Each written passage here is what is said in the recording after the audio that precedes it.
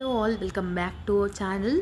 So students, in this video we will discuss the short important questions of the unit number 3 in the subject of logistics and supply chain management. Okay na?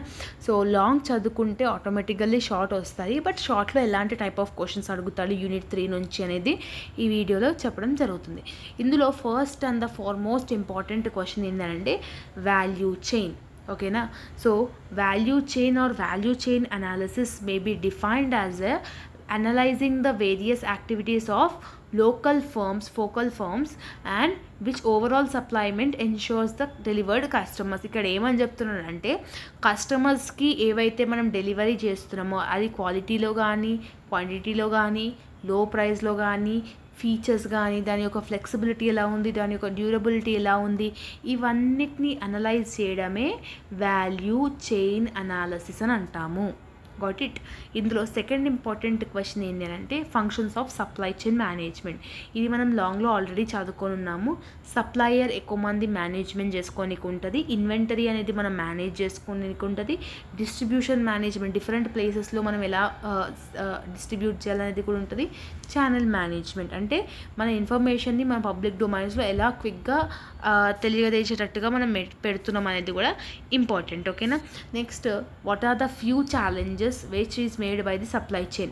ఇక్కడ challenges ఏమేమి main చేస్తుంటే first one network. ఓకేనా. So flexible network systems అనేది కంపల్సరీగా ఉండాలి. Next one complexity కూడా it's important. అంటే when you are expanding your global business, global మార్కెట్ని ఎక్స్పాండ్ చేస్తున్నప్పుడు నీ యొక్క కాంప్లెక్సిటీ అనేది కూడా ఎక్కువ ఉండాల్సి ఉంటుంది. ఓకేనా.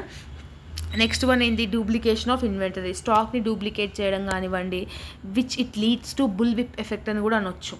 బుల్ విప్ ఎఫెక్ట్ అనేది మనం ఆల్రెడీ నెక్స్ట్ చాప్టర్లో నేర్చుకొని ఉన్నాము. అది ఒకసారి లాంగ్లో నేర్చుకోకపోతే ఒకసారి చూడండి, it will be helpful. And next one delivery system గురించి, మనం కస్టమర్స్కి ఎలా డెలివరీ సిస్టమ్ చేయాలి, అలా డెలివరీ సిస్టమ్ చేసేటప్పుడు what are the various external things we will do, tracking ID ఇవ్వడం కానివ్వండి, వాళ్ళతో కమ్యూనికేట్ కావడం కానివ్వండి, ఇట్లాంటి డిఫరెంట్ థింగ్స్ అనేది we will able to understand. No. So ఇలా కూడా.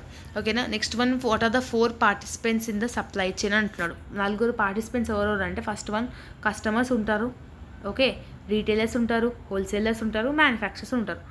మ్యానుఫ్యాక్చరర్స్ నుంచి హోల్సేలర్స్ కొంటారు, హోల్సేలర్స్ నుంచి రీటైలర్స్ కొంటారు, రీటైలర్స్ నుంచి మనం కస్టమర్స్ మనం కొంటాం. ఓకేనా.